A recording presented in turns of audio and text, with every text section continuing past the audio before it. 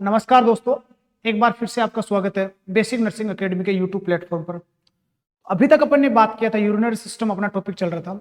अभी तक अपन ने बात किया था यूरिनरी सिस्टम की एनाटॉमी के बारे में, जो किडनी का साइज क्या है, इसके अलावा किडनी में कौन कौन से टिश्यूज प्रेजेंट है, कौन कौन से रीजन किडनी में लोकेटेड है, नेफ्रॉन कहाँ पर स्थित है और नेफ्रॉन के कौन कौन से पार्ट है, PCT, DCT, loop of Henle, collecting duct और पेपिलरी डक्ट, इसके अलावा रीनल पेल्विस, इन सब के बारे में अपन ने बात किया था और किस तरीके से रीनल को ब्लड सप्लाई होता है।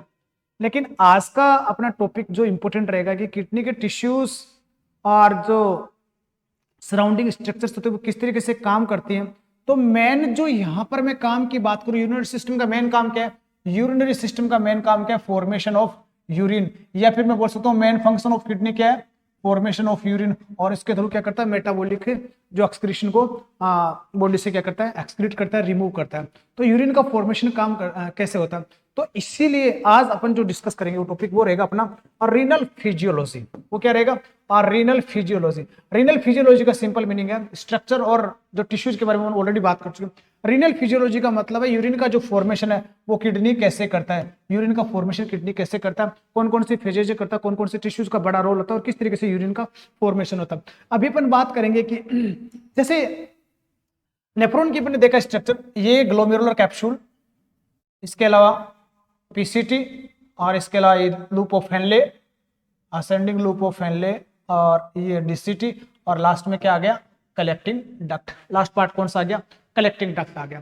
तो इसको किस तरीके से अपन समझ सकते हैं, किस तरीके से नेफ्रॉन किसका फॉर्मेशन करता है, यूरिन का फॉर्मेशन करता है और बॉडी से किस तरीके से एक्सक्रीट हो रहा है। तो that is called a physiology of urine formation और रीनल फिजियोलॉजी। तो तीन बेसिक प्रोसेस हैं जो यूरिन के प्रोडक्शन में क्या करती हैं? हेल्प करती हैं। और वो तीन बेसिक प्रोसेस कौन कौन से हैं? फर्स्ट है filtration, to maintain the blood volume and composition. To maintain the blood volume, कितना यूरिन पास होना है, कितना यूरिन रिटेन होना है, ये डिपेंड करेगा कुछ हार्मोन्स पे और कुछ बॉडी की फिजियोलॉजी कंडीशन पे और बॉडी की कंडीशंस पे। तो इसके लिए तीन मैकेनिज्म है जो यूरिन का फॉर्मेशन करती हैं और किस तरीके से यूरिन का फॉर्मेशन है। फर्स्ट जो मैकेनिज्म है फिल्ट्रेशन है, सेकंड है ट्यूबुलर रीअब्जॉर्प्शन है, और थर्ड कौन सा हो गया? Tubular secretion. तीन मेन जो पार्ट है, फिल्ट्रेशन, ट्यूबुलर रीअब्जॉर्प्शन और ट्यूबुलर सिक्रेशन, ये किस तरीके से किडनी और नेफ्रॉन इसको परफॉर्म करता है। तो यहां पर direct meaning renal physiology means किस तरीके से यूरिन का प्रोडक्शन हो रहा है और नेफ्रॉन के कौन कौन से पार्ट किस तरीके से यूरिन प्रोडक्शन में क्या करते हैं? हेल्प करती हैं। इसकी तीन प्रोसेस है, first filtration, second tubular reabsorption और थर्ड कौन सा हो गया? Tubular secretion. One by one इनके बारे में अपन बात करते हैं कि ये कौन कौन से। जैसे ऑलरेडी अपन ने एनाटॉमी में कुछ बात किया था कि ये एफरेंट आर्टेरियोल्स जो ब्लड लेके आ रहा है, और इसको अपन ने क्या बोल दिया? That is called glomerulus. जो कैपिलरीज का नेटवर्क है उसको अपन ने क्या बोल दिया? ग्लोमेरुलस। और ये जो ब्लड लेके आ रहा है नेफ्रॉन में उसको अपन ने क्या बोल दिया? That is called afferent arterioles. और ये ब्लड लेके वापस जा रहा है, फास्टली इसको थोड़ा कैरी करेंगे, that is called efferent arterioles. और ब्लड लेके जाने के बाद ये पेरिट्यूबुलर कैपिलरीज किसको सप्लाई कर रही है? नेफ्रॉन को सप्लाई कर रही है, जो कि ये क्या फंक्शनल यूनिट है किडनी का। और ये सप्लाई करने के बाद में वापस इससे कुछ सिक्रेशंस होते हैं, कुछ फिल्ट्रेशन होता है। तो इसको थोड़ा सा समझे, ये तीन मैकेनिज्म है, फिल्ट्रेशन, रीअब्जॉर्प्शन, सिक्रेशन और एब्जॉर्प्शन। फर्स्ट मैकेनिज्म कौन सा? फिल्ट्रेशन। देखो यहां से मैं बात करूं कि ये जो कैपिलरीज है जिसको अपन ने क्या बोल दिया? That is called glomerulus. इसको अपन ने क्या बोला है? Glomerulus, tuft of capillaries. ये टफ्ट ऑफ कैपिलरीज को ग्लोमेरुलस बोला। यहां से ब्लड सप्लाई हो रहा है और ब्लड का क्या हो रहा है? फिल्ट्रेशन हो रहा है। ब्लड का क्या हो रहा है? फिल्ट्रेशन हो रहा है। इसके कुछ रीजन से, कुछ प्रिंसिपल्स है, उनके आधार पर फिल्ट्रेशन होता है। तो फर्स्ट मैकेनिज्म कौन सा हो गया? That is called filtration. तो फर्स्ट प्रोसेस कौन सा हो गया? फिल्ट्रेशन हो गया। सेकंड क्या होगा? अब यहां से तो क्या होता है, अप्रोक्सीमेटली पूरे दिन में कितना 180 लीटर ब्लड फिल्टर होता है। 180 लीटर सोल्यूट्स यहां पर आते हैं पूरे दिन में, या फिर ऐसा बोल सकते हैं 125 ml पर मिनट जीएफआर होते हैं। इसको क्या बोलते हैं? यहां से जो फिल्ट्रेशन हो रहा है उसको जीएफआर यहां से फिल्टर होते हैं। लेकिन पूरा का पूरा यूनिट में कन्वर्ट नहीं होता। लेकिन ये जो 180 लीटर पर डे जो सोल्यूट, या इसको अपन क्या बोलते हैं? That is cold filtrate. इसको अपन क्या बोलते हैं? That is cold filtrate. इसको फिल्ट्रेट बोला गया। ये फिल्ट्रेट यहां पर आने के बाद में पूरा का पूरा यूरिन में कन्वर्ट नहीं होता। इसका मैक्सिमम पोर्शन, और मैक्सिमम पोर्शन कितना? 99% क्या हो जाता है? रीअब्जॉर्ब हो जाता है। 99% क्या हो जाता है? रीअब्जॉर्ब हो जाता है। तो सेकंड जो पार्ट है रीनल फिजियोलॉजी का वो कौन सा है? रीअब्जॉर्प्शन। सेकंड पार्ट कौन सा हो गया? रीअब्जॉर्प्शन हो गया। इसके बाद में कई बार क्या होता है कि जैसे ब्लड यहां पर आया, फिल्ट्रेशन आया, जीएफआर हुआ या फिल्ट्रेट आया, उसका 99% रीअब्जॉर्प्शन हो गया। तो सेकंड प्रोसेस कौन सा हो गया? रीअब्जॉर्प्शन हो गया। लेकिन फिर भी कुछ ब्लड में ऐसे कंपोनेंट जैसे ड्रग्स हैं, टॉक्सिन्स हैं, वो ब्लड में क्या होते हैं? फिल्टर नहीं हो पाती। तो तीसरा जो इंपोर्टेंट मैकेनिज्म है वो डायरेक्टली ब्लड से या पेरिट्यूबुलर कैपिलरी से कहां पर छोड़ दिया जाएगा, किडनी के ट्यूब्यूल्स में ड्रॉप कर दिया, किडनी के ट्यूब्यूल्स में क्या कर दिया जाएगा, ड्रॉप कर दिया जाएगा। ये थर्ड मैकेनिज्म कौन सा होगा, इसको क्या बोलेंगे अपन, डायरेक्टली ब्लड से कहां पर आ जाए, किडनी ट्यूब्यूल्स में, इसको बोल दिया अपन ने सिक्रीशंस। और इसके बाद में जो 1% है वो किस में कन्वर्ट होगा, that convert in the urine, और वो कहां पर चला जाएगा, फोर्थ प्रोसेस कौन सा हो गया, एक्सक्रीशन। तो ये टॉपिक अपन अभी इलैबोरेट करेंगे कि किस तरीके से जो किडनी के सेल्स हैं वो यूरिन का फॉर्मेशन करती हैं और किस तरीके से यूरिन फॉर्म्ड होता है। तो 4 मैकेनिज्म हो गए वैसे यहाँ पर, फिल्ट्रेशन, रीएब्जॉर्प्शन, सिक्रीशन और अब थोड़ा ध्यान से सुनना है कि किस तरीके से ये फिजियोलॉजी काम करती है। यहां पर अपन ने बात किया that is called glomerular capsule, that is called glomerular capsule, that is PCT, loop of Henle, descending loop of Henle, ascending loop of Henle, that is ascending loop of Henle, और that is called DCT, और यहाँ पर क्या आ गया, collecting duct। ये कौन सी duct आ गई, these are collecting duct, ascending loop of Henle, ये आ गया descending loop of Henle, PCT, और ये कौन सा आ गया, DCT। अब यहाँ से क्या होता है कि ब्लड लेके आ रहा है एफरेंट आर्टीरियोल्स, वापस लेके गया efferent arterioles, afferent arterioles, efferent arterioles. यहाँ की कैपिलरीज को क्या बोल दिया, दीज आर कॉल्ड ग्लोमेरुलस, इसको क्या बोला, ग्लोमेरुलस। अब ग्लोमेरुलस से ये जो स्पेस है ये इसको बोलते हैं कैप्सूल, ये स्पेस है कैप्सुलर स्पेस, और यहां पर जो फ्लूइड आता है, यहां पर जो फिल्ट्रेट आता है उसको बोलते हैं फिल्ट्रेट। फिल्ट्रेट, यहां पर जो फ्लूइड आएगा उसको अपन क्या बोलेंगे, फिल्ट्रेट। और ये पर मिनट के हिसाब से आता है, तो किससे फिल्टर हुआ है, ग्लोमेरुलस से, तो इसको बोलते हैं ग्लोमेरुलर फिल्ट्रेशन रेट। और ये फिल्ट्रेशन रेट कितना था, 125 ml पर मिनट या 180 लीटर पर मिनट, तो क्या बोलते हैं 125 ml पर मिनट या 180 litre per day, sorry 180 litre sorry per day के हिसाब से ये यहां पर फिल्टर होता है। अब क्या होता है, इसको फिल्ट्रेशन किस तरीके से फिल्ट्रेशन हो रहा है, इसकी मैकेनिज्म बाद में बात करेंगे। तो फर्स्ट जो प्रोसेस है रीनल फिजियोलॉजी का वो क्या हो गया, फिल्ट्रेशन। फर्स्ट प्रोसेस कौन सा हो गया, फिल्ट्रेशन। अब ये जो फिल्टर हुआ यहाँ पर, इसका 99% वापस क्या कर लिया जाता है, रीअब्जॉर्ब कर लिया जाता है। 99% क्या कर लिया जाएगा, रीअब्जॉर्ब कर लिया जाएगा। और ये जो रीअब्जॉर्प्शन हुआ है यहाँ पर, जो इंपॉर्टेंट सोल्यूट्स हैं, ग्लूकोज है, एमिनो एसिड, वहां पर रीअब्जॉर्ब हो जाएंगे। तो सेकंड जो फेज रहेगा यहाँ पर क्या रहेगा, रीअब्जॉर्प्शन रहेगा। इसके अलावा ब्लड से कुछ फिल्टर यहाँ पर हुआ है, फिल्टर होने के बाद में उसका 99%, फिर भी कुछ अमाउंट ऐसा बचा है, कुछ सॉल्यूट और कुछ मेटाबॉलिक वेस्ट ऐसे बचे जो डायरेक्टली पेरिट्यूबुलर कैपिलरीज के थ्रू कहां पर छोड़ दिए जाते हैं, डक्ट में छोड़े जाते हैं, इसको बोलते हैं सिक्रीशंस। इसको क्या बोला गया, सिक्रीशंस बोला गया। तो ये 3 इंपॉर्टेंट फेज हैं, फिल्ट्रेशन, रीअब्जॉर्प्शन और थर्ड कौन सा है, सिक्रीशन। तो सबसे पहले अपन बात करते हैं ग्लोमेरुलर फिल्ट्रेट की या fluid in the capsular space. तो यहां पर ध्यान से सुनते रहना कि ये आया कैप्सुलर, ग्लोमेरुलर कैप्सूल। अब फिल्ट्रेट की बात करते हैं तो यहां की ब्लड सेल से या कैपिलरी से जो फिल्टर कैप्सुलर स्पेस में है, जो अमाउंट, जो सोल्यूट और सोल्यूट, जो सॉल्यूशन कहां पर आ गया, कैप्सुलर स्पेस। ये कौन सा स्पेस है, कैप्सुलर स्पेस में आ गया। और कैप्सुलर स्पेस में जो आ रहा है उस फिल्ट्रेट को अपन ने क्या बोला है, जो कैप्सुलर स्पेस में है उस फिल्ट्रेट को अपन ने बोल दिया that filtrate is called glomerular filtrate. ये कौन सा कहलाएगा, ग्लोमेरुलर फिल्ट्रेट। और ये पर मिनट में जितना हो रहा है उसको अपन बोलते हैं ग्लोमेरुलर फिल्ट्रेशन रेट। अगर जैसे ब्लड लेके आ रहा है यहाँ पर, ब्लड प्लाज्मा फिल्टर हो रहा है, फिल्टर होने के बाद में यहाँ पर ब्लड सेल्स और प्लाज्मा प्रोटीन फिल्टर नहीं, तो बाकी सारा जो पार्ट है प्लाज्मा वो यहाँ से फिल्टर हो जाएगा और कहां पर आ जाएगा, कैप्सुलर स्पेस में। तो दोनों किडनी की जो कॉर्पसल्स के जितने भी कैप्सुलर स्पेस है वहां पर जितना फ्लूइड आ रहा है, जिसको मैंने फिल्ट्रेट बोला, दोनों किडनी में मिलाकर वो कितना होता है, उसको अपन क्या बोलते हैं, जीएफआर बोलते हैं, ग्लोमेरुलर फिल्ट्रेशन रेट इसको बोला गया। वो पर मिनट में कितनी होती है, 125 ml पर मिनट और 180 लीटर पर डे। ये 180 लीटर पर डे। अब ये जो फ्लूइड यहाँ पर आया है, देखो यहाँ पर ग्लोमेरुलर फिल्ट्रेट क्या है, the fluid in the capsular space. जो कैप्सूल स्पेस में जितना फ्लूइड है उसको अपन क्या बोलते हैं, ग्लोमेरुलर फिल्ट्रेशन बोलेंगे। अब ग्लोमेरुलर फिल्ट्रेट कितना होता है, 180 लीटर इन मेल और 150 लीटर इन फीमेल। कितने पूरे दिन के अंदर इतना यहाँ पर कौन होता है, ग्लोमेरुलर फिल्ट्रेट यहाँ पर आता है पर डे। अब इसका 99%, इसका 99% क्या हो जाता है, रीअब्जॉर्ब हो जाता है। इसका 99% क्या हो जाता है, रीअब्जॉर्ब हो जाता है। अब 99% रीअब्जॉर्ब होने के बाद में बचा हुआ जो 1% है, बचा हुआ जो 1% है, अब 99% जो रीअब्जॉर्ब होता है उसमें पीसीटी का भी बड़ा रोल होता है, डीसीटी का भी बड़ा रोल होता है। रीअब्जॉर्ब होने के बाद 1% जो बचा है वो 1% किस में कन्वर्ट हो जाएगा, that 1% convert into the urine. वो किस में चेंज हो जाएगा, यूरिन में चेंज हो जाएगा। अब यहां पर अपन क्या देखेंगे कि इस वाले एरिया से फिल्ट्रेशन किस तरीके से होता है।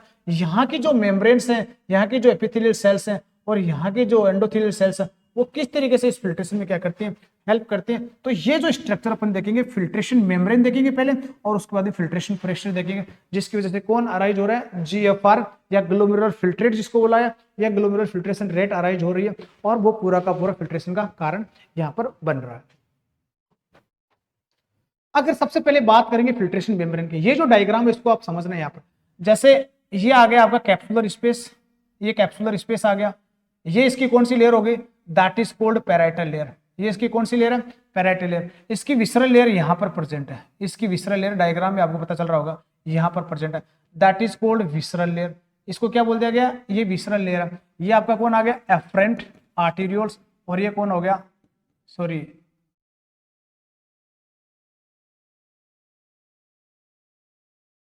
ये है एफरेंट, ये है एफरेंट आर्टेरियोल्स, और ये कौन हो गया, इफरेंट आर्टेरियोल्स।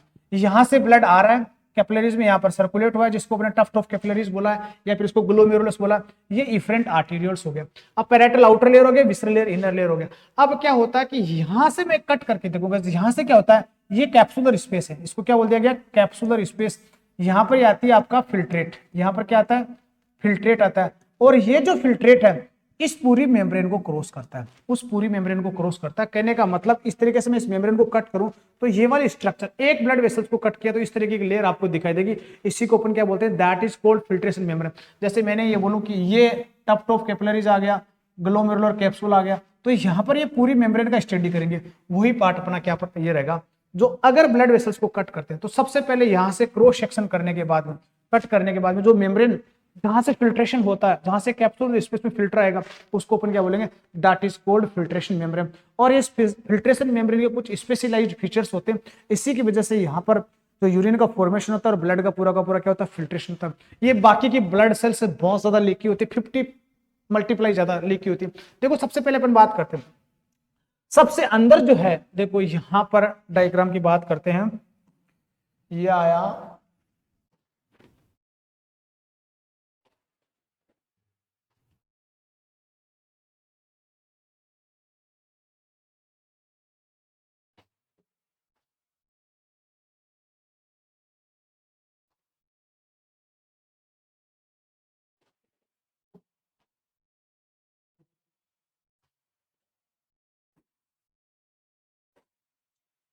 यहां पर डायग्राम की बात करते हैं तो सबसे पहले जो ब्लड वेसल्स है, सबसे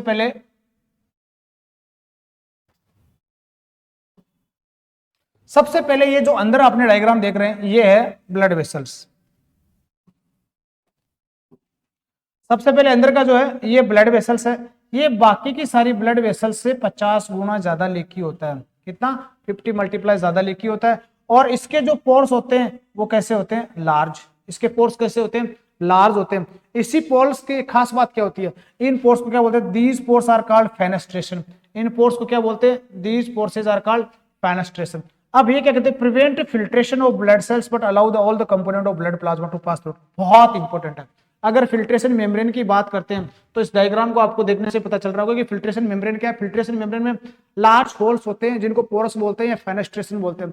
ये फेनेस्ट्रेशन इतने बड़े होते हैं, सिर्फ यहाँ पर कौन स्टॉप होता है, यहाँ पर किसका, ब्लड सेल फिल्टर नहीं होती, प्लस लार्ज प्लाज्मा प्रोटीन भी फिल्टर यहां से नहीं होता। तो स्पेशली किसको प्रिवेंट करता है, आरबीसी और डब्ल्यूबीसी और प्लेटलेट्स। ये आरबीसी, डब्ल्यूबीसी और प्लेटलेट्स, यानी कि ब्लड सेल्स यहां से फिल्टर नहीं होती, इतना इनका साइज होता है। या फिर मैं साइज की बात करूं 70 to 100 नैनोमीटर, 70 to 100 नैनोमीटर, या ऐसा बोल सकते हैं 0.072 to 0.1 माइक्रोमीटर से साइज से जो इनकी, इससे जो छोटे साइज वाले सारे के सारे यहाँ से क्या हो जाते हैं, फिल्टर हो जाते हैं। तो ब्लड सेल को छोड़ के बाकी सारे मोलिक्यूल्स की साइज इससे छोटी होती है। तो ये यहाँ पर मेन इंपॉर्टेंट है कि जो एंडोथेलियल कैपिलरीज हैं और उसके जो पोरस हैं, इसकी वजह से यहाँ पर किसका होता है, बाकी सारे जो सॉल्यूट्स वो क्या हो जाते हैं, फिल्टर हो जाते हैं। दूसरी एक लेयर और देखना आप, इसके बीच में जो ब्लू कलर का लेयर आपको दिखाई दे रहा है, ये वाला, ये जो ब्लू कलर का लेयर दिखाई दे रहा है, इसको बोला गया that is called basal lamina. इसको क्या बोलते हैं, that is called basal lamina. इसको बोला गया है बेसल लेमिना। ये जो बेसल लेमिना है ये क्या करेगी, बेसल लेमिना का मेन काम क्या है, ये बनी किसकी होती है, basal lamina compost of acellular material. ये किसकी बनी होती है, एसेलुलर मटेरियल की बनी होती है। और एसेलुलर मटेरियल स्पेशली क्या है, ग्लाइकोप्रोटीन, ग्लाइकोप्रोटीन, क्या क्या है, ग्लाइकोप्रोटीन और कोलेजन फाइबर्स, और क्या है, कोलेजन फाइबर्स। ये जो सेकंड लेयर आ गया। बात कर रहे थे फिल्ट्रेशन मेम्ब्रेन की, तो फिल्ट्रेशन मेम्ब्रेन, ये जो ब्लड सेल्स है इनके चारों तरफ एक विसरल लेयर प्रेजेंट होता है ग्लोमेरुलर कैप्सूल का। अभी स्ट्रक्चर की बात करें, सबसे पहले इनर जो लेयर है वो कैपिलरी एंडोथेलियल्स होते हैं, लार्ज पोर्स होते हैं। लार्ज पोर्स का साइज 70 to 100 माइक्रोमीटर नैनोमीटर या फिर 0.07 से लेके 0.1 माइक्रोमीटर तक साइज होती है। ब्लड सेल्स के अलावा सारे के सारे सोल्यूट्स यहाँ से क्या हो जाते हैं, फिल्टर हो जाते हैं। लेकिन सेकंड जो लीकी बैरियर है वो कौन सा रहेगा, बेसल लेमिना प्रेजेंट रहेगा। बेसल लेमिना ऑफ ग्लोमेरुलस क्या करता है, इसकी साइज जो है ये क्या करता है, इट प्रिवेंट लार्ज प्रोटीन, ये लार्ज प्रोटीन को फिल्टर नहीं होने देता। ये लार्ज प्रोटीन के लिए क्या क्या करता है, रेस्ट्रिक्शन कोज करता है लार्ज प्रोटीन के लिए। तो बेसल लेमिना का मेन काम क्या हो गया, प्रिवेंट लार्ज प्रोटीन। तो ब्लड सेल्स को प्रिवेंट कौन कर रहा है, कैपिलरी एंडोथेलियल सेल्स। और बेसल लेमिना क्या कर रही है, जो किसकी बनी होती है, एसेलुलर मटेरियल की बनी होती है, जिसको अपन ग्लाइकोप्रोटीन बोल सकते हैं, और कोलेजन फाइबर्स का बना होती है। ये लार्ज प्रोटीन को क्या करती है, प्रिवेंट करती है। अब तीसरा जो लेयर है ये रेड कलर का लेयर है, ये रेड कलर का लेयर जिसको बोलते हैं स्लिट मेम्ब्रेन। इसको क्या बोलते हैं, स्लिट मेम्ब्रेन। अब स्लिट मेम्ब्रेन भी एक जो फाइबर्स के द्वारा बना हुआ लेयर है। अब ये क्या है, स्लिट मेम्ब्रेन किस किस के बीच में प्रेजेंट होता है, देखो स्लिट मेम्ब्रेन के बाहर एक स्पेशलाइज्ड विसरल सेल, ये सेल आप देख रहे हैं, इसके ये पेडिकल्स प्रेजेंट होते हैं, इसके ये पेडिकल्स प्रेजेंट होते हैं, ये वाले पेडिकल्स प्रेजेंट होते हैं स्लिट मेम्ब्रेन के, और इनको बोलते हैं पेडिकल्स। इनको क्या बोल दिया गया, पेडिकल। और ये क्या हो गए, फिल्ट्रेशन स्लिट। इनको क्या बोलते हैं, जो बीच का स्पेस है पेडिकल्स का, इसके बीच में क्या बोलते हैं, फिल्ट्रेशन स्लिट बोल दिया। और ये जो स्पेशलाइज्ड विसरल सेल्स हैं जिनको क्या बोलते हैं, पोडोसाइट्स। तो पोडोसाइट्स के क्या हो गए, पेडिकल्स हो गए, फिल्ट्रेशन स्लिट हो गया। अब फिल्ट्रेशन स्लिट के बीच में एक मेम्ब्रेन होती है जिसको अपन क्या बोलते हैं, स्लिट मेम्ब्रेन बोलते हैं। और इस स्लिट मेम्ब्रेन का जो तीसरा इंपॉर्टेंट लेयर था, सबसे आउटर बोल सकते हैं, इसका मेन काम क्या है, it prevent medium size protein, it prevent medium size protein. ये मीडियम साइज की प्रोटीन क्या करती है, प्रिवेंट करती है। तो तीसरा इंपॉर्टेंट, तो पोडोसाइट्स और उसके बाद में कुछ पेडिकल्स भी क्या करते हैं, हेल्प करते हैं। तो लेकिन फिर भी एल्बुमिन सबसे स्मॉलर साइज का प्रोटीन है, अगर उसका अमाउंट ब्लड में ज्यादा हो रहा तो वो क्या हो सकता है, वहां से फिल्टर हो सकता है। तो बहुत इंपॉर्टेंट है। फिल्ट्रेशन मेम्ब्रेन की बात कर रहे हैं, फिल्ट्रेशन मेम्ब्रेन 3 लेयर का बना होता है, फेनेस्ट्रेटेड या ग्लोमेरुलर एंडोथेलियल सेल्स, सेकंड है बेसल लेमिना, थर्ड है स्लिट मेम्ब्रेन। ये तीनों लेयर क्या करती हैं, जो ग्लोमेरुलर एंडोथेलियल सेल्स क्या करती हैं, ब्लड सेल्स को प्रिवेंट करती हैं। बेसल लेमिना क्या करती है, बेसल लेमिना का मेन काम क्या है, ये फिल्ट्रेशन में लार्ज प्रोटीन को फिल्टर नहीं होने देती। और स्लिट मेम्ब्रेन जो है स्मॉल और मीडियम साइज प्रोटीन को यहाँ से फिल्टर होने से क्या करती है, प्रिवेंट करती है। इसके ऊपर स्पेशलाइज सेल्स होते हैं जिनको पोडोसाइट्स बोला गया, जो विसरल लेयर का फॉर्मेशन करती है, और बोमेन कैप्सूल के। इसके अलावा पेडिकल्स होते हैं, और साथ में बीच में जो स्पेस होता है पेडिकल्स के, उसको अपन क्या बोलते हैं, फिल्ट्रेशन स्लिट बोलते हैं। तो ये था फिल्ट्रेशन मेम्ब्रेन के बारे में। जो लास्ट का जो पार्ट है जो स्लिट मेम्ब्रेन का, वो 0.07 से लेके सॉरी 7 से लेके 6 to 7 नैनोमीटर इसका साइज है, 6 to 7 नैनोमीटर इसका साइज है, बोल सकते हैं 0.007 से माइक्रोमीटर की साइज का होता है। तो यहाँ पर कुछ स्मॉल मॉलिक्यूल्स यहाँ से क्या हो पाते हैं, पास हो पाते हैं। तो ये था इंपोर्टेंट। तो फिल्टर क्या क्या नहीं होगा फिल्ट्रेशन मेम्ब्रेन से, blood cells, large plasma protein, small plasma protein और मीडियम साइज प्लाज्मा प्रोटीन। दूसरा क्या है, अगर इसके प्रिंसिपल की बात करते हैं, अब देखना इस डायग्राम में एक बार आपको देखने से और पता चल रहा होगा कि इस यहाँ पर कुछ स्पेशलाइज्ड सेल्स भी होती हैं, जो एंडोथेलियल कैपिलरीज हैं उनके चारों तरफ जो आउटर लेयर उसमें मैसेंजर सेल्स होती हैं, वो कॉन्ट्रैक्ट और रिलैक्स करके जो कैपिलरी सरफेस है वो क्या करती हैं, अवेलेबल करवाती हैं। ये अपन अभी करेंगे इसके बारे में बात कि principle of filtration, 3 important principle है फिल्ट्रेशन के। कि ब्लड सेल्स की बात करते हैं, ये जो यहां पर लेयर आ गया, ये बात आ गया आपका ग्लोमेरुलस का, ये जो फिल्ट्रेशन सबसे पहला यहां पर फेनेस्ट्रेशन होते हैं। ग्लोमेरुलर एंडोथेलियल्स में क्या होते हैं, फेनेस्ट्रेशन, क्या होते हैं, फेनेस्ट्रेशन होते हैं, लार्ज होल होते हैं, इसकी वजह से। तो ये मेम्ब्रेन कैसा है, पोरस फिल्ट्रेशन मेम्ब्रेन है, पोरस फिल्ट्रेशन मेम्ब्रेन है। इसमें क्या होते हैं, पोरस होते हैं, बहुत छिद्र होते हैं बड़े बड़े, इसकी वजह से ब्लड सेल्स क्या होता है, फिल्टर होता है। दूसरा इंपॉर्टेंट है ग्लोमेरुलर लार्ज सरफेस एरिया। ये जो सेल्स हैं वो बहुत सारी कोइल्ड होती हैं, बहुत सारी टाइटली कोइल्ड होती हैं, जिनको अपने टफ्ट ऑफ कैपिलरीज बोला गया। इन कैपिलरीज के बीच बीच में स्पेशलाइज्ड सेल्स होता है, मैसेंजियल सेल्स। कौन सी सेल्स होती है, मैसेंजियल सेल। सेल कौन सी है, मैसेंजियल सेल्स। मैसेंजियल क्यों बोला गया, देखो वर्ड मीनिंग पे जाना, मैसेन मतलब मिडिल में, और मिडिल, और एंजियल मीन्स क्या है, ब्लड वेसल्स। एंजियल का मतलब क्या है, ब्लड वेसल्स। तो ये ब्लड वेसल्स के बीच में जैसे इस तरीके से यहां पर ये ब्लड वेसल्स आया, इनके बीच में यहां पर कौन सी सेल्स आ गई, the cells are called mesangial cells.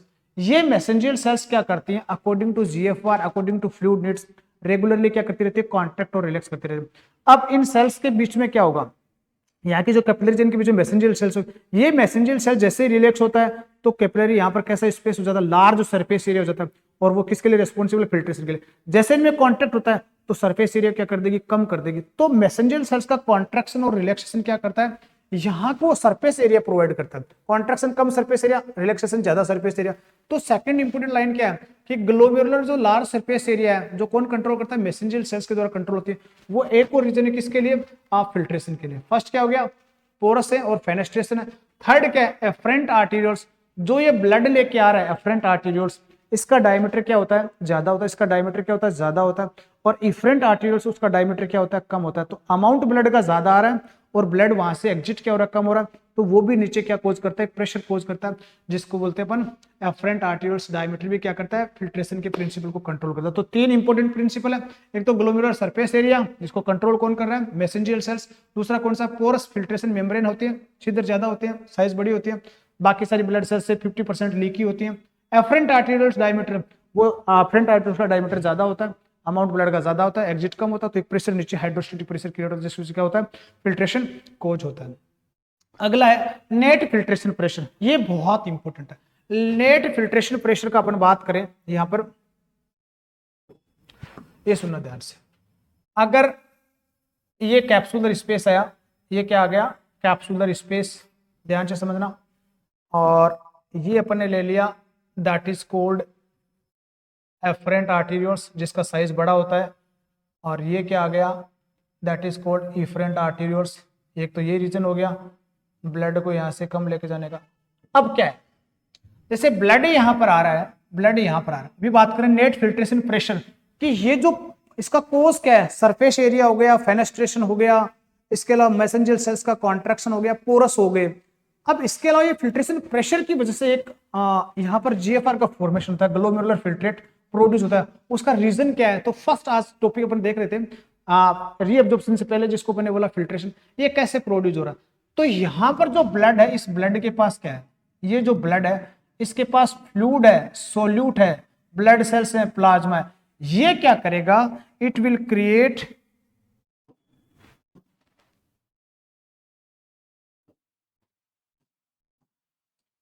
ये जो सॉल्यूशन है एक प्रेशर क्रिएट करेगा, ये जो सॉल्यूशन है एक प्रेशर क्रिएट करेगा, ये जो सॉल्यूशन है एक प्रेशर क्रिएट करेगा। और जो सॉल्यूशन प्रेशर या ब्लड जो प्रेशर क्रिएट करता है उसको अपन बोलते हैं hydrostatic pressure.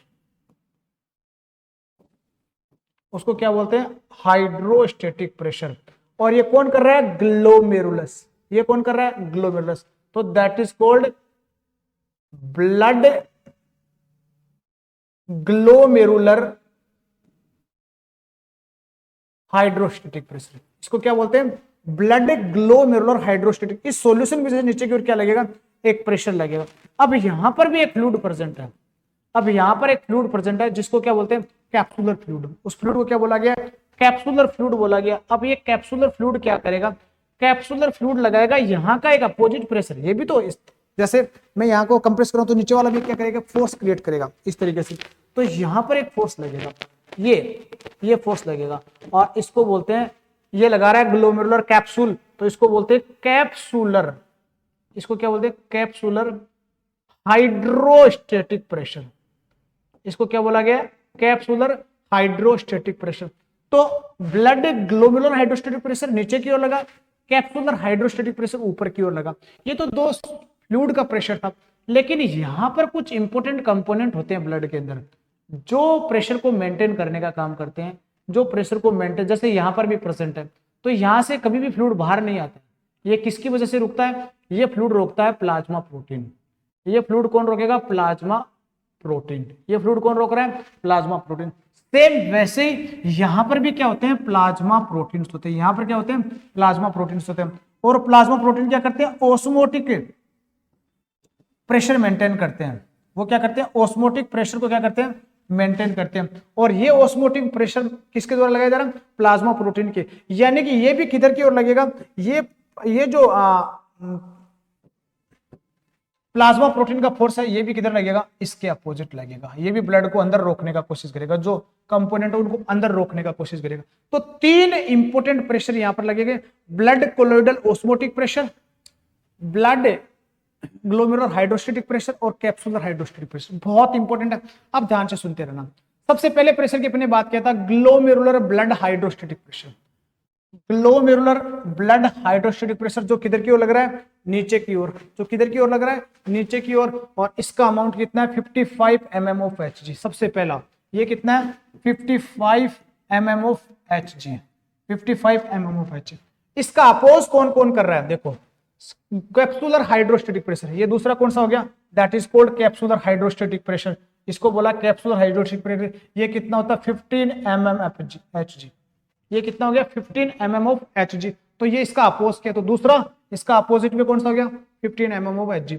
Blood colloidal osmotic pressure, ये क्या है? यहाँ पर प्लाज्मा प्रोटीन के द्वारा, इसको बोलते हैं ब्लड कोलोइडल ऑस्मोटिक प्रेशर। ये मैं इसलिए बोल रहा हूँ कि कई बार ऐसी डिजीज कंडीशन आएगी कि यहाँ से प्लाज्मा प्रोटीन क्या हो जाएगा?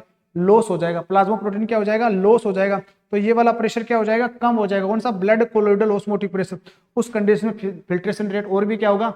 ज्यादा होगा, क्योंकि जो अपोज करने वाला प्रेशर क्या हो जाएगा? कम हो जाएगा। और ब्लड कोलोइडल ऑस्मोटिक प्रेशर कौन लगा रहा है? प्लाज्मा प्रोटीन लगा रहा है, स्पेशली ग्लोबुलिन्स और एल्बुमिन, ये दोनों, और फाइब्रिनोजेंस, ये दोनों मेंटेन करने का काम कर रहे हैं। और ये जो प्रेशर है that is 30 mm of Hg। ये कितना है? 30 mm ऑफ Hg। तो इसकी वजह से एक फिल्ट्रेशन ग्रेडियंट पैदा होता है। किस तरीके से? कि नेट जो फिल्ट्रेशन प्रेशर है, glomerular blood hydrostatic pressure 55 mm of Hg minus कितना हो जाएगा? 15 mm ऑफ Hg। कौन सा हो गया? Capsular hydrostatic pressure. और लास्ट में 30 कौन हो गया? Blood colloidal osmotic pressure. इस तरीके से करिए 10 mm ऑफ Hg। ये क्या लगा? एक नेट फिल्ट्रेशन का गैप है। नेट फिल्ट्रेशन प्रेशर का क्या हो गया? गैप हो गया। और इसी की वजह से क्या हो गया? फिल्टर होते हैं। यहां से मॉलिक्यूल्स क्या होते हैं? फिल्टर होते हैं। एक बार फिर से ध्यान से सुनना कि अपने तीन रीनल फिजियोलॉजी के तीन कंपोनेंट डिस्कस किए थे। फर्स्ट था फिल्ट्रेशन, सेकंड कौन हो गया? रीएब्जॉर्प्शन, थर्ड क्या हो गया? सीक्रेशन। अगर फिल्ट्रेशन की बात करते हैं तो सबसे पहले जो फिल्ट्रेशन के लिए रिस्पॉन्सिबल हो फिल्ट्रेशन मेम्ब्रेन। फिल्ट्रेशन मेम्ब्रेन की अपनी बात की, फिल्ट्रेशन मेम्ब्रेन बहुत ज्यादा लीकी है। इसका कारण क्या है? कि उसमें पोरस और फेनेस्ट्रेशन प्रेजेंट होते हैं। इसके अलावा फिल्ट्रेशन का और क्या कारण है? जो कैपिलरी सरफेस एरिया वो बहुत ज्यादा सरफेस एरिया है, और इसको कंट्रोल कौन कर रहा है? मैसेंजियल सेल्स कर रही है, उनके बीच में प्रेजेंट होते हैं, सरफेस एरिया कंट्रोल करती है। और एक करके ब्लड ज्यादा आ रहा है एफरेंट आर्टेरियल्स लेके, और जा क्या रहा है? ब्लड कम जा रहा है। इस वजह से भी यहाँ पर एक प्रेशर नीचे की ओर क्रिएट होता है। तो ये फिल्ट्रेशन के मेन प्रिंसिपल है जिनकी वजह से फिल्ट्रेशन कोज होता है। लेकिन जो नेट फिल्ट्रेशन प्रेशर है, जिसके तीन मेन प्रेशर है, ग्लोमेरुलर ब्लड हाइड्रोस्टेटिक प्रेशर, ये पूरा का पूरा जो सोल्यूशन उसका प्रेशर नीचे की ओर लगेगा। सबसे ज्यादा अमाउंट है 55 mm of Hg। Capsular hydrostatic pressure, इसमें एक प्रेशर लगेगा, जो कैप्सूल है इसमें फ्लूइड है वो भी अपोज करेगा इसका, वो 15 mm ऑफ Hg। और प्लाज्मा प्रोटीन के द्वारा लगाएगा प्रेशर, जिसको ब्लड कोलोइडल ऑस्मोटिक प्रेशर बोलते हैं, वो 30 mm ऑफ Hg। इस तरह से ओवरऑल 10 mm ऑफ Hg का डिफरेंस पैदा हुआ। और ये 10 mm ऑफ Hg का डिफरेंस क्या कोज करता है? GFR। तो जितने भी नेफ्रॉन्स हैं उन सब के द्वारा कैप्सुलर स्पेस में पर मिनट कितना फ्लूइड आ रहा है, पर मिनट कितना फिल्ट्रेट आ रहा है, उसको क्या बोलते हैं? GFR। ये ऑलरेडी अपन ने बात कर ली। 1 मिनट में कितना है? 125 ml पर मिनट और 180 लीटर पर डे, ये यहाँ पर फिल्टर होता है। तो ये बहुत इंपॉर्टेंट था, ग्लोमेरुलर फिल्ट्रेशन मेम्ब्रेन और फिल्ट्रेशन प्रेशर। अगला जो है, ये देखो यहाँ पर आपको बताया कि ये एफरेंट आर्टेरियल्स ब्लड लेके आया, ये इफरेंट आर्टेरियल्स।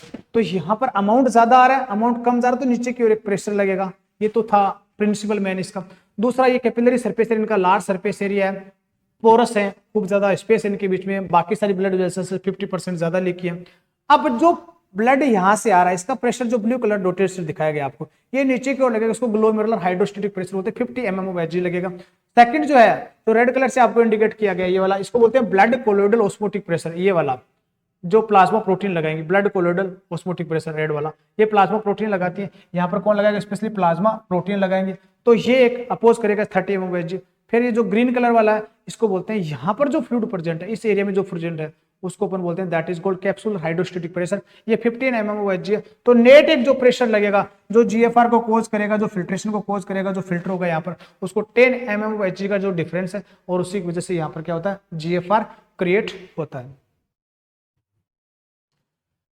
ग्लोमेरुलर फिल्ट्रेशन रेट बहुत इंपॉर्टेंट है, देखो लाइन ध्यान से सुना। Glomerular filtrate the fluid entering the capsular space. Glomerular filtrate क्या है कि जो कैप्सूल स्पेस में जितना फ्लूइड पर मिनट है, उसको क्या बोलते हैं, ग्लोमेरुलर फिल्ट्रेट बोला गया। अब GFR क्या है, amount of filtrate in the each corpuscles in both kidney, दोनों किडनी के कॉर्पसल्स में कितना अमाउंट है कैप्सूलर स्पेस में आ रहा है, उसी को अपन ने क्या बोला, that is called glomerular filtration rate. ये ऑलरेडी अपन बात कर चुके हैं, 180 लीटर पर डे होता है, 125 ml पर मिनट होता है। Average GFR 180 litre in males and 150 litre in female per day. दूसरा per minute 125 ml per minute in male और 105 ml इन फीमेल, ये होता है पर मिनट के हिसाब से। GFR depend of net filtration pressure, mainly जो GFR है वो किस पे डिपेंड करेगा, जो 10 mm of Hg का जो डिफरेंस क्रिएट हुआ था, उसका कारण क्या हो गया, GFR हो जाएगा। ब्लड लॉस GFR, कुछ कंडीशंस ऐसी होती हैं जहां पर एंडोथेलियल कैपिलरीज क्या हो जाती है, डैमेज हो जाती है, प्लाज्मा प्रोटीन भी फिल्टर होता है, वहां पर ब्लड सेल्स भी फिल्टर हो सकता है, तो उसके अलग अलग डिसऑर्डर कंडीशन है, तो उसको हेमेचूरिया कोज हो सकता है। इनके बारे में डिजीज कंडीशन बाद में बात अपन करेंगे। तो पर मिनट कितना फ्लूइड कैप्सुलर स्पेस में आ रहा है, उसी को अपन क्या बोलते हैं, ग्लोमेरुलर फिल्ट्रेशन रेट बोला गया। अब ये जो GFR है, यहां का फ्लूइड फिल्टर हुआ, ये जो GFR है, ये जो GFR है, इसको कंट्रोल देखो किस तरीके से किया जाए। 2-3 इसके मेथड्स हैं जिसके द्वारा कंट्रोल किया जाए, लेकिन बेसिक जो 2 मैकेनिज्म वो क्या है, एडजस्टिंग ब्लड फ्लो और कैपिलरी सरफेस एरिया। देखो यहां पर मैं बोलूं कि अगर कैपिलरी सरफेस एरिया ज्यादा होगा, कैपिलरी सरफेस एरिया ज्यादा होगा, तो ब्लड का फिल्ट्रेशन क्या होगा, ज्यादा हो जाएगा, और GFR भी क्या होगा, ज्यादा होगा। या फिर बोल सकते हैं एफरेंट आर्टरियोल्स जो ज्यादा ब्लड लेके आ रहा है, तो भी क्या हो जाएगा, GFR ज्यादा। तो मेन 2 ही मैकेनिज्म, या तो ब्लड फ्लो को, यानी कि सपोज करो GFR को कंट्रोल करना है, कम होना है, जैसे एक्सरसाइज हुआ, वेसल्स कंस्ट्रिक्ट हो गई, तो यहाँ पर किडनी को ब्लड कम आएगा, तो GFR क्या हो जाएगा, रिड्यूस हो जाएगा। रेस्ट के टाइम पे क्या हो रहा है, वेसल्स डायलेट होते हैं, ब्लड ज्यादा आ रहा है, GFR क्या हो जाएगा, इंक्रीज हो जाएगा। दूसरा कैपिलरी सरफेस एरिया, ये किस पे डिपेंड करेगा, यहाँ के जो कैपिलरीज है उनका सरफेस एरिया बढ़ना और कम होना किस पे डिपेंड करेगा, that will depend upon the contraction of the mesangial cells. जब मेसेंजियल सेल्स कॉन्ट्रैक्ट हो रही है तो सरफेस एरिया कम हो जाएगा, GFR कम हो जाएगा।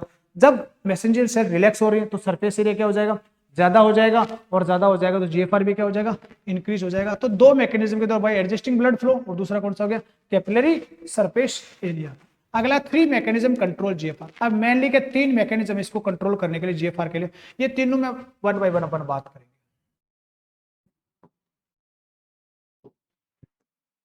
फर्स्ट है renal auto regulation. Renal auto regulation की भी 2 मैकेनिज्म, फर्स्ट है मायोजेनिक, फर्स्ट कौन सा है, मायोजेनिक, और सेकंड है ट्यूब्यूलो ग्लोमेरुलर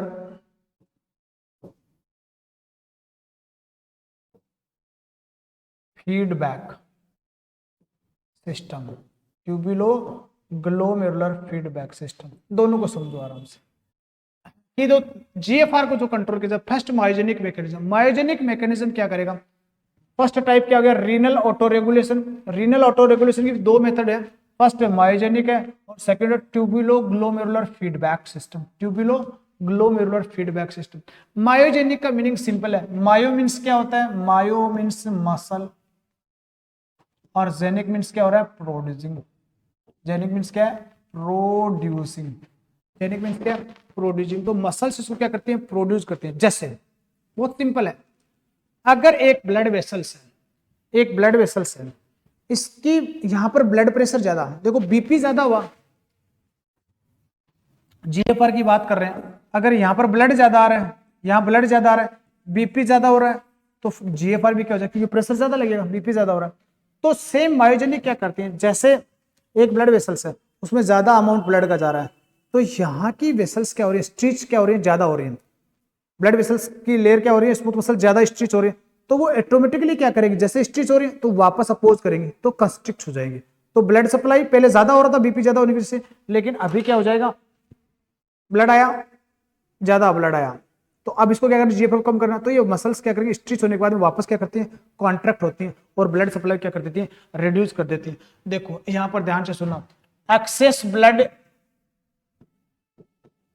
या इंक्रीज ब्लड सप्लाई या क्या इंक्रीज ब्लड, ये क्या करेगा, मसल्स को क्या करेगा, स्ट्रीच करेगा, मसल्स फाइबर को क्या करेगा, स्ट्रीच करेगा, और स्ट्रीच करेगा तो आर्टरिकल ल्यूमन कैसा हो जाएगा, नैरो हो जाएगा, आर्टरिकल ल्यूमन कैसा हो जाएगा, नैरो हो जाएगा, और बीपी भी क्या हो जाएगा, डिक्रीज हो जाएगा, और इसका साथ में जीएफआर भी क्या हो जाएगा, कम हो जाएगा, साथ में जीएफआर भी क्या हो जाएगा, कम हो जाएगा। तो ये सिंपली किस पर डिपेंड है, मसल्स कॉन्ट्रैक्शन पे। बीपी ज्यादा हुआ, जीएफआर ज्यादा हुआ, तो मसल्स क्या हो गई, कॉन्ट्रैक्ट हो गई, तो वापस ब्लड सप्लाई क्या हो गया, कम हो गया किडनी को, और जीएफआर भी क्या हो गया, कम हो गया। तो that is called myogenic mechanism. एक है ट्यूबुलोग्लोमेरुलर फीडबैक सिस्टम, ये बहुत इंपॉर्टेंट है, इसको समझो। देखो अगर पेशेंट का जीएफआर ज्यादा है, जीएफआर क्या हुआ, इंक्रीज हो गया, किसी कारण जीएफआर इंक्रीज क्यों हुआ, कि यहां पर जैसे ब्लड फिल्टर हुआ है, यहां से जैसे ही ब्लड फिल्टर हुआ है तो ये पीसीटी, डीसीटी और लूप ऑफ फेनले और कलेक्टिंग डक्ट ये है। अब क्या होता है कि 99% कहां पर एब्जॉर्ब हो जाता है, पीसीटी में, जो सॉरी 99% इसका रेब्जॉर्प्शन होता है, तो पीसीटी मैक्सिमम एब्जॉर्प्शन करती है। लेकिन अगर फिल्ट्रेशन जीएफआर ज्यादा है, अगर यहां पर जीएफआर ज्यादा है तो ये सप्लाई ज्यादा होगा, यहां पर इसका बहुत इंपॉर्टेंट है, सोडियम मेनली, H2O मेनली और क्लोराइड, ये तीन मेन कंपोनेंट हैं अपने फिल्ट्रेट के, तीन मेन कंपोनेंट है। सोडियम सबसे ज्यादा वाटर है, उसके बाद में सोडियम, उसके बाद में क्लोराइड है।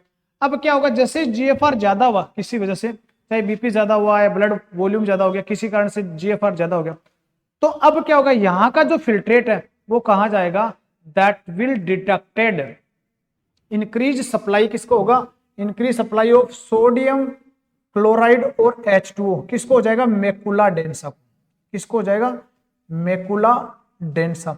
अब मैकुला डेंसा इस इंक्रीज सप्लाई को क्या करता है, डिटेक्ट करता है कि सोडियम और वाटर और क्लोराइड ज्यादा आ रहा है, ज्यादा आने का मींस क्या, जीएफआर ज्यादा है, या फिर ऐसा बोल सकते हैं यहाँ पर एब्जॉर्प्शन के लिए टाइम क्या मिल रहा है, कब मिल रहा है। तो ये मैकुला डेंसा स्टिमुलेट करेगा किसको, जक्स्टाग्लोमेरुलर सेल्स, किसको स्टिमुलेट करेगा, जक्स्टाग्लोमेरुलर सेल्स।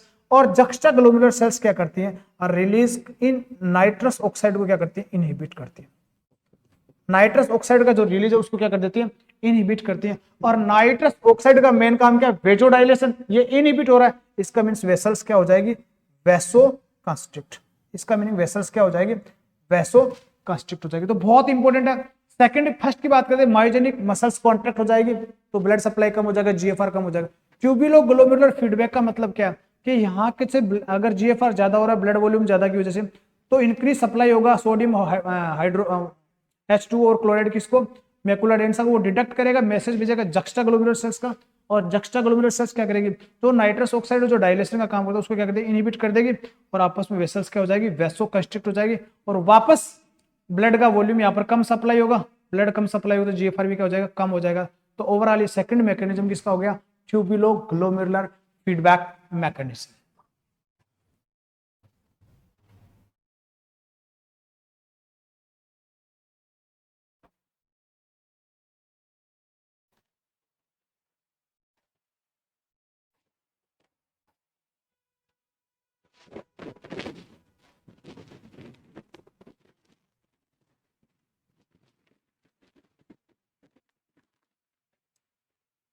अगला है न्यूरल रेगुलेशन, ये भी बहुत इंपॉर्टेंट है। न्यूरल रेगुलेशन यानी कि किसी कंडीशन में अगर पेशेंट का जीएफआर ज्यादा हो रहा है, जीएफआर इंक्रीज हो रहा है, ये ऑलरेडी अपन को पता है कि सारी की सारी जो ब्लड वेसल्स है, सारी की सारी जो ब्लड वेसल्स है वो ऑटोनोमिक नर्वस सिस्टम के सिंपैथेटिक सप्लाई होती है। ऑटोनोमिक नर्वस सिस्टम की कौन सी ब्रांच से, सिंपैथेटिक नर्वस सिस्टम से सप्लाई हो रही है। और सिंपैथेटिक नर्वस सिस्टम की सप्लाई बहुत इंपॉर्टेंट है। ये तीन प्रकार से हो सकती है, सारी ब्लड वेसल्स को सप्लाई पैरासिम्पैथेटिक नहीं करता है, लेकिन ये माइल्ड हो सकता है, ये मॉडरेट हो सकता है, या फिर ये हैवी सप्लाई हो सकता है। या इंक्रीज सप्लाई हो सकता है। तो इन तीनों कंडीशन में क्या होता है, जब सिंपैथेटिक सप्लाई माइल्ड होता है तो ब्लड वेसल स्लाइटली डायलेट होती है, मॉडरेट होता है तो थोड़ा कंस्ट्रिक्ट हो जाती है, अगर हैवी होता है तो बिल्कुल क्या हो जाती है, कंस्ट्रिक्ट हो जाती है।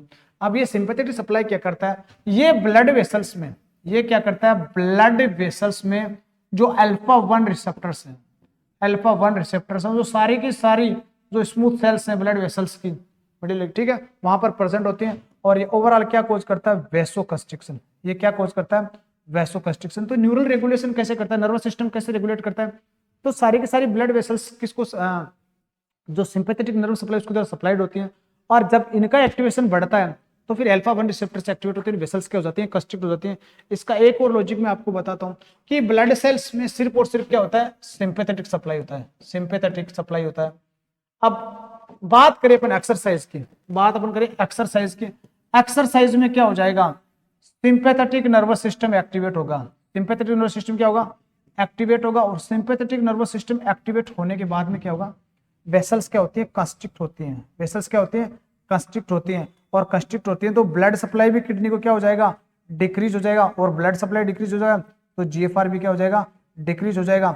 अब ये जो ब्लड सप्लाई डिक्रीज हो रहा है सिंपैथेटिक नर्वस सिस्टम की वजह से, इसके रीजन यही है कि जो नर्वस सिस्टम है, ऑटोनोमिक नर्वस सिस्टम या सिंपैथेटिक नर्वस सिस्टम, वो भी क्या करता है, जीएफआर को कंट्रोल करता है। एग्जांपल इसका ध्यान से सुनिए, एक्सरसाइज मैं बोल के बता रहा हूं आपको, एक्सरसाइज में क्या होगा, अगर पेशेंट एक्सरसाइज कर रहा है या कोई मैन जो एक्सरसाइज कर रहा है, उस टाइम पे पूरा सिंपैथेटिक नर्वस सिस्टम एक्टिवेट होता है, और फिर एक्टिवेट होने के बाद में क्या रिलीज करता है, एपिनेफ्रिन रिलीज करता है। एपिनेफ्रिन, नोर एपिनेफ्रिन कहां से, एड्रिनल मेडुला से रिलीज हो रहे हैं, और रिलीज होने के बाद में वेसल्स को क्या करते हैं, कंस्ट्रिक्ट, कैसे, by the activation of alpha 1 receptors in the blood vessels, और वो वेसल्स को क्या करते हैं, नेरो। एक्सरसाइज में क्या हो जाएगा, वेसल्स नेरो हो जाएगी, किडनी को ब्लड सप्लाई कम होगा, जीएफआर कम होगा, यूरिन आउटपुट कम होता है। इसीलिए हमेशा अपन देखते हैं कि ड्यूरिंग एक्सरसाइज यूरिनेशन पॉसिबल नहीं, क्योंकि ब्लड वेसल्स कॉन्स्ट्रिक्ट हो जाती है, सिंपैथेटिक सप्लाई एक्टिवेट हो जाता है, और किडनी को ब्लड सप्लाई जीरो, और जीएफआर भी क्या हो जाती है, कम हो जाती है।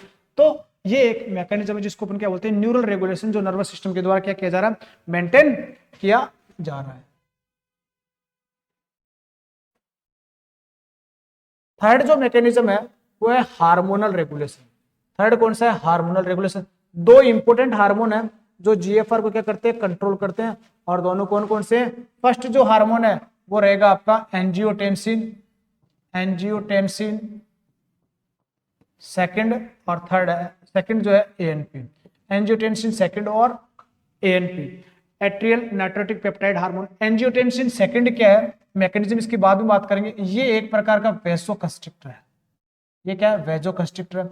जैसे ही ब्लड सप्लाई या जीएफआर इंक्रीज हुआ है तो रेनिन एंजियोटेंसिन या ब्लड वॉल्यूम कम हुआ, ज्यादा हुआ तो renin angiotensin aldosterone system activate होता है, और ये लास्ट में जाके एंजियोटेंसिन सेकंड इसका कंपोनेंट वो बनाता है, और वो क्या करेगा, ये एक्टिवेट करता है, दो काम करता है, एक तो एल्डोस्टेरोन को स्टिमुलेट करता है, एल्डोस्टेरोन को, और दूसरा क्या करता है, वेसल्स को क्या करता है, कंस्ट्रिक्ट करता है। जैसे सपोज करो ब्लड वॉल्यूम बढ़ा, ब्लड वॉल्यूम इंक्रीज हो गया, ब्लड वॉल्यूम इंक्रीज हुआ, तो ब्लड वॉल्यूम इंक्रीज होने की वजह से किडनी ने क्या रिलीज किया, किडनी रेनिन रिलीज करता है, तो रिलीज कम होगा तो रेनिन रिलीज होगा तो एंजियोटेंसिन नोजन जो एंजियोटेंसिन फर्स्ट और सेकंड में कन्वर्ट हो गया, ये फिर बनेगा लास्ट का कंपोनेंट आरएएस सिस्टम का। तो एल्डोस्टेरोन वो क्या करता है, सोडियम और वाटर के रिएब्जॉर्प्शन को इंक्रीज करेगा। एल्डोस्टेरोन क्या करेगा, सोडियम वाटर रिएब्जॉर्प्शन को इंक्रीज करेगा और जीएफआर को कम करेगा। वैसोकंस्ट्रिक्टर किडनी को ब्लड सप्लाई क्या करेगा, कम करेगा, और जीएफआर को क्या कर देगा, कम कर देगा। और एएनपी, एएनपी का मेन काम क्या है, एएनपी करता है रिलैक्स। जैसे ब्लड वॉल्यूम बढ़ा, ब्लड वॉल्यूम बढ़ा, एट्रिया क्या हुआ, स्ट्रीच हुआ, एट्रिया क्या हो गया, स्ट्रीच हो गया, एट्रिया स्ट्रीच होने के कारण कौन रिलीज हुआ, एएनपी रिलीज हुआ। अब एएनपी क्या करेगा, रिलैक्स करेगा किसको, मैसेंजियल सेल्स को, मैसेंजियल सेल्स को। अब मैसेंजियल सेल्स क्या करती है, एएनपी इनको रिलैक्स करता है, रिलैक्स होने से सरफेस एरिया बढ़ेगा, और लास्ट में क्या कर देगा, जीएफआर क्या कर देगा, इंक्रीज कर देगा। तो मैसेंजियल सेल रिलैक्स होने से जीएफआर क्या हो जाएगा, इंक्रीज हो जाएगा। तो ये हार्मोनल रेगुलेशन। तो three mechanism control GFR, renal auto regulation में मायोजेनिक है, और दूसरा कौन सा हो गया, ट्यूब्यूलो ग्लोमेरुलर फीडबैक सिस्टम है। न्यूरल रेगुलेशन में क्या हो गया होगा, सिंपैथेटिक एक्टिवेशन और माइल्ड और मॉडरेट सप्लाई। हार्मोनल रेगुलेशन में एंजियोटेंसिन सेकंड, एल्डोस्टेरोन और एट्रियल नाइट्रोटिक पेप्टाइड हार्मोन जो हार्ट की सेल्स के द्वारा क्या होते हैं, सीक्रेट होते हैं। तो रीनल ऑटो रेगुलेशन क्या है, बीपी इन एक्सरसाइज बढ़ेगा, तो मायोजेनिक में बीपी राइज होता है and fall GFR with in second, ये बीपी का करता कंट्रोल। ट्यूबुलोग्लोमेरुलर फीडबैक सिस्टम में कहता है मैकुला डेंसा की सेल्स डिटेक्ट करती हैं तो सोडियम क्लोराइड के डिलीवरी को, तो वाटर और जक्स्टाग्लोमेरुलर सेल्स क्या करते हैं फिर डिक्रीज कर देते हैं जीएफआर को, तो नाइट्रस ऑक्साइड का जो सिक्रीशन वो डिक्रीज होता है, फिर ब्लड वेसल्स क्या हो जाती है कंस्ट्रिक्ट हो जाती है, और ये क्या करता है decrease blood flow to kidney, और जीएफआर क्या करता है डिक्रीज, और होमोस्टेसिस क्या हो जाता है और रिटर्न हो जाता है। न्यूरल रेगुलेशन का सिंपल मीनिंग है कि ब्लड वेसल्स हैं वो किसके द्वारा सप्लाई होते हैं, सिंपैथेटिक सप्लाई के द्वारा। एनएस वो क्या कोज करती है, ये रिलीज करती है नोरेपिनेफ्रिन को, नोरेपिनेफ्रिन क्या करता है एक्टिवेशन ऑफ अल्फा 1 रिसेप्टर्स, और ये अल्फा 1 रिसेप्टर्स कहां होते हैं स्मूथ मसल्स में सबसे ज्यादा होते हैं ब्लड वेसल्स में। At rest low sympathetic supply होता है, ठीक है। मॉडरेट में मॉडरेट सिंपैथेटिक स्टिमुलेशन होता है, ग्रेटर में strong stimulation, exercise and urine output भी क्या हो जाता है कम हो जाता है। मैंने बोला ना आपको कि रेस्ट के टाइम पे लो सिंपैथेटिक स्टिमुलेशन, मॉडरेट के टाइम पे मॉडरेट सिंपैथेटिक स्टिमुलेशन, और ग्रेटर कब होता है जब स्ट्रॉन्ग एक्सरसाइज होती है, यहाँ पर यूरिन आउटपुट कम होता है और ब्लड सप्लाई किडनी को क्या होती है कम होती है। ये था न्यूरल रेगुलेशन। नेक्स्ट है हार्मोनल रेगुलेशन ऑफ जीएफआर, दो हार्मोन एंजियोटेंसिन सेकंड जो जीएफआर को रिड्यूस करता है, कैसे, ये पोटेंट क्या है वेसोकंस्ट्रिक्शन, और किडनी को क्या करता है ब्लड सप्लाई को रिड्यूस करेगा। एएनपी क्या है इंक्रीज जीएफआर करता है, ग्लोमेरुलर सेल्स को क्या करता है रिलैक्स करता है, मैसेंजर सेल्स को, इसकी वजह से यहाँ पर जीएफआर को क्या करेगा रिड्यूस करेगा। तो ओवरऑल जो समरी था कि रीनल फिजियोलॉजी में किडनी का मेन काम क्या है, किडनी का मेन काम क्या है कि यूरिन का प्रोडक्शन करना। यूरिन का प्रोडक्शन तीन मैकेनिज्म से होता है, फिल्ट्रेशन, रीअब्जॉर्प्शन और सिक्रीशंस के द्वारा। फिल्ट्रेशन का मेन कारण क्या है, फिल्ट्रेशन की मेन प्रिंसिपल वही है, एक तो वहाँ की जो सेल्स से ज़्यादा लीकी हैं, इसके अलावा सरफेस एरिया परसेंट वहाँ पर और मैसेंजर सेल्स कॉन्टैक्ट रिलैक्स होती रहती हैं, इसके जो मेन प्रिंसिपल हो गए। दूसरा जो रीजन है यहाँ पर फिल्ट्रेशन के, एक फिल्ट्रेशन प्रेशर होता है, glomerular hydrostatic pressure, capsular hydrostatic pressure और ब्लड कोलोइडल ऑस्मोटिक प्रेशर, इनमें डिफरेंस की वजह से 10 mmHg का एक नेट फिल्ट्रेशन प्रेशर लगता है इसके कारण। इसके अलावा जो जीएफआर है जो दोनों पूरी दोनों किडनी के सारे कॉर्पसेस में जितना अमाउंट कैप्सुलर स्पेस में आता है उसको ग्लोमेरुलर फिल्ट्रेट बोलते हैं। पर मिनट में कितने आता है इसको ग्लोमेरुलर फिल्ट्रेशन रेट बोला गया। 125 ml पर मिनट के हिसाब से होता है या 180 लीटर पर डे के हिसाब से ये। तो आप इसके आगे का टॉपिक बाद में देखेंगे। अब इस जीएफआर को तीन मैकेनिज्म से कंट्रोल किया जा रहा है। फर्स्ट जो है वो रीनल ऑटो रेगुलेशन है, सेकंड है न्यूरल रेगुलेशन, और थर्ड क्या हो गया हार्मोनल रेगुलेशन। हार्मोनल रेगुलेशन में एंजियोटेंसिन सेकंड है, और दूसरा कौन सा एएनपी है। और रीनल ऑटो रेगुलेशन में मायोजेनिक और ट्यूबुलोग्लोमेरुलर फीडबैक सिस्टम है। और दूसरा आपका हो गया सिंपैथेटिक या जिसको न्यूरल रेगुलेशन बोला गया। तो मैं ऐसा करता हूँ कि टॉपिक बिल्कुल क्लियरली आपको समझ में आया होगा। Thank you very much. Prakash, yes.